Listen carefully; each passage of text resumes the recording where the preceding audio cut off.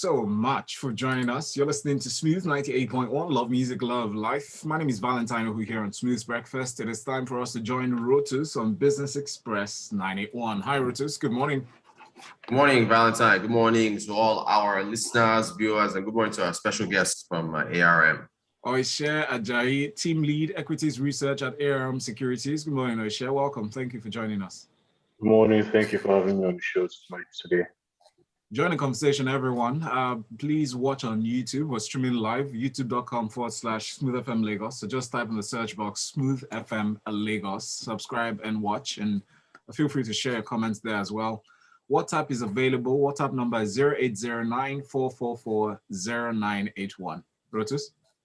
All right. So yesterday, the Minister of Finance, Zainab Ahmed, informed the media that I believe as of October 11th or so, Nigeria will head out, on a road show in Lagos and New York in order to raise hopefully about $6 billion or so from Eurobonds in order to partially impact the budget. And just pretty much according to what Parliament approved, what the legislature approved, 3 billion in Eurobonds. So they said they're looking to get another 3 billion again. Actually, I wanted to ask. I think they've said budget support. I think, if you add the special drawings rights that we're supposed to get the IMF, that's 3 billion. So 3 billion or 3.3. Another 3 billion Eurobond, and then, or rather 6 billion Eurobond. So about 9 billion total or so estimated. Some of that is going to budget support. Is the rest of it, is that going to support the currency? How do you think these funds will be utilized? So like you rightly said, a part of that fund, part of the capital raise will go into budget support, which, we've been expecting since the bill was passed last year. Of course, the rest of it is definitely going to go into supporting the currency. We're very much aware of all of the pressures surrounding the currency, the high demand, and the backlog currently within the system. It's important that a portion of that backlog is cleared at some point in this half of the year. And so, some of these funds coming in will do, it will do a number on easing some of the pressures on the currency. Great stuff. Now, this is all good. I know we need the dollars and so on and so forth. But also, there's the question of what are the risks of rising foreign currency debts? Okay, so the problem in this case, or in any case, we should not be the rising foreign debt. The focus should primarily be on the use of the debt or the use of the proceeds from debt, and then whether or not these funds being borrowed are being deployed into projects or investments that are going to be revenue generating, such that for the projects themselves are sort of self-funded, at the end of this of the tenure. That should really be the concern, because a little debt is good, right? Almost every country in the world has acquired some level of debt. You don't get to hear much about it, primarily because the funds being borrowed are being deployed into projects that are basically self-serving.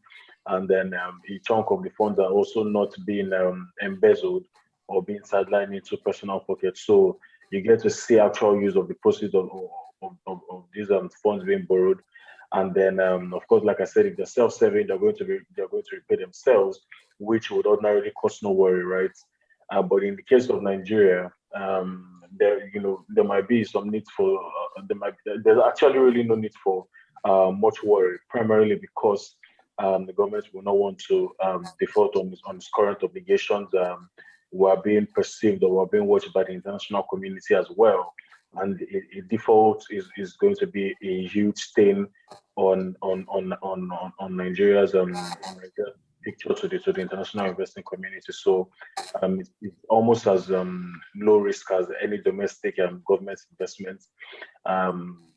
We should all just be concerned about whether or not we are going to see debt service to revenue ratio going much higher than it currently is, and then what we are going to do in a situation where we are at the 100%, because we're already close to that.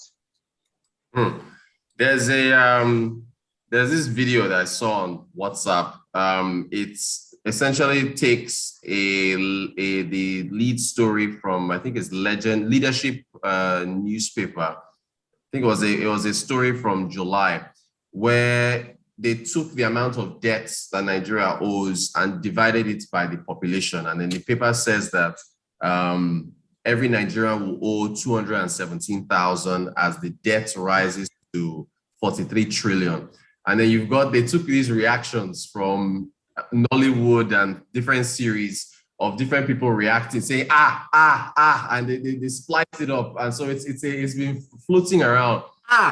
I think exactly. Now you've seen the video. I think I sent the video to you, Oise. I think many of our viewers want to see it. You can put it on our WhatsApp or something.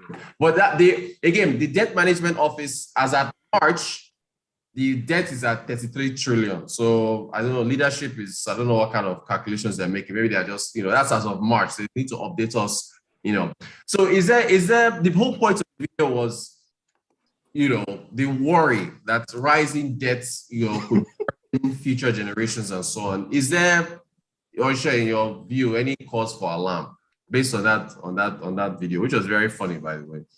Like you rightly Can said, I share the video before? Of course, yeah. For people I want to, yeah. That's it. Where everybody's just reacting to the headline. The reactions are not surprising, really. I think 43 trillion is a stretch for Nigeria. We're currently at 33 trillion, like you said. A 10 trillion debt, maybe another 2-3 years in the works. That's assuming we're not making in any revenue to repair any existing obligations, right?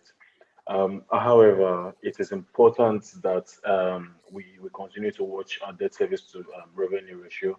I know a lot of people like to look at debt service to GDP, but beyond the GDP, the revenue is actually what we earn and what we spend, and that's where the major concern should be. However, if you look at the breakdown of Nigeria's debt, a significant portion of that debt is domestic debt, really. Our international exposure is, in fact, our exposure to China is only about 5% thereabouts.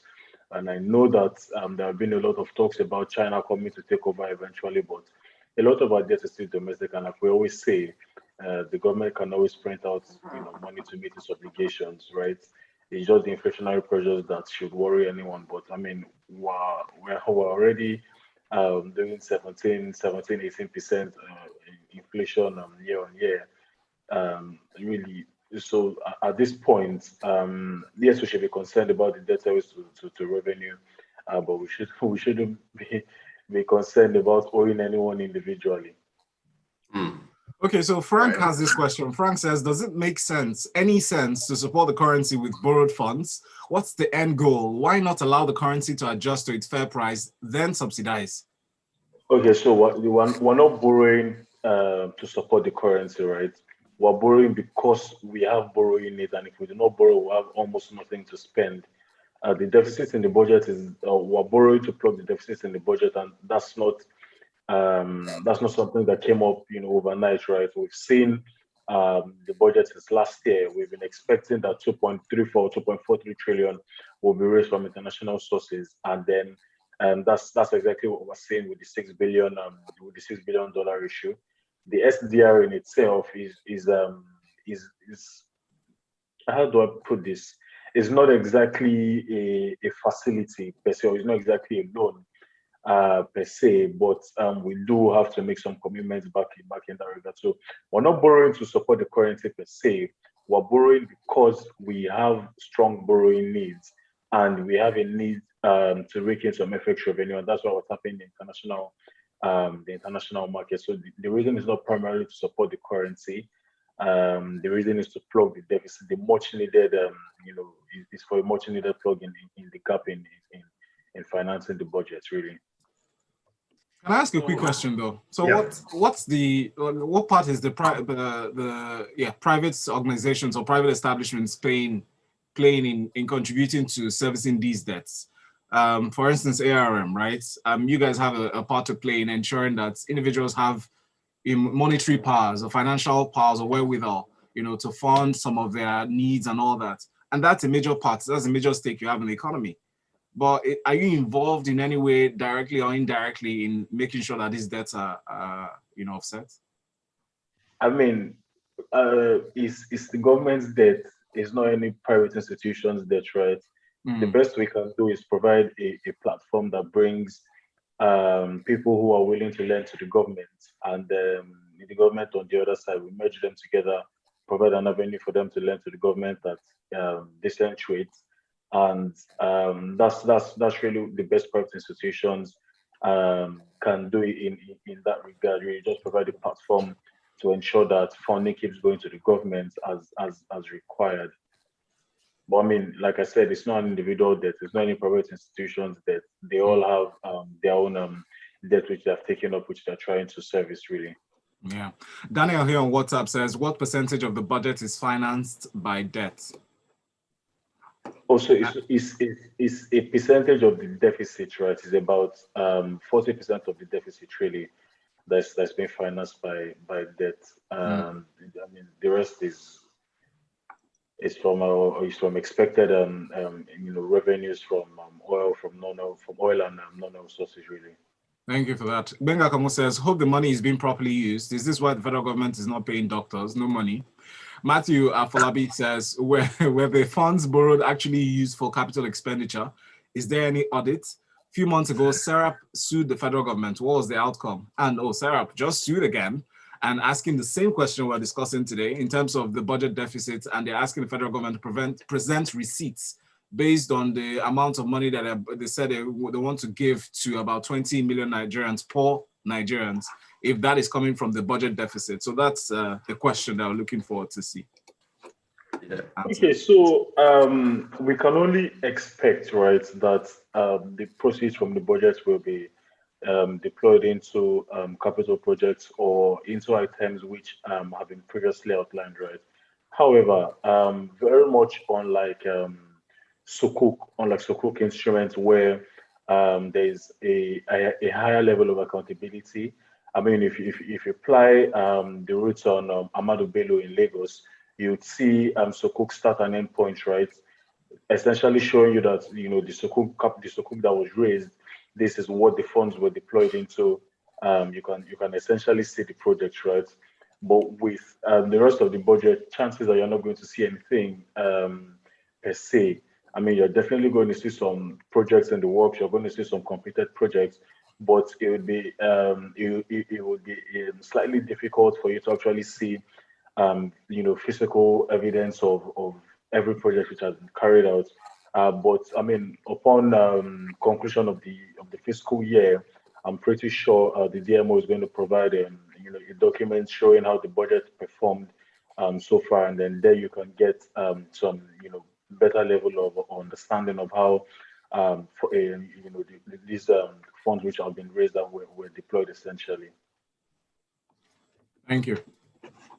Important conversation, very, very important conversation there that we've been having. So we'll see how these things work out. Nigeria's debts, it's a conversation that we have to continue having. Oise Ajayi, team lead, Equities Research, ARM, thank you so much for joining us. Really appreciate the conversation today. Thanks everybody to the questions. Val, thank you so much. Thank you, Rotus. Thank you, Oise, for your clear remarks and answers to the questions. 15 minutes before 7 o'clock. If you missed any part of this conversation, please go to YouTube. Make sure you subscribe so you never miss any show. And watch again and let your friends share with your friends. Oise Ajayi, thank you so much. Have a lovely day. You can contact Rotus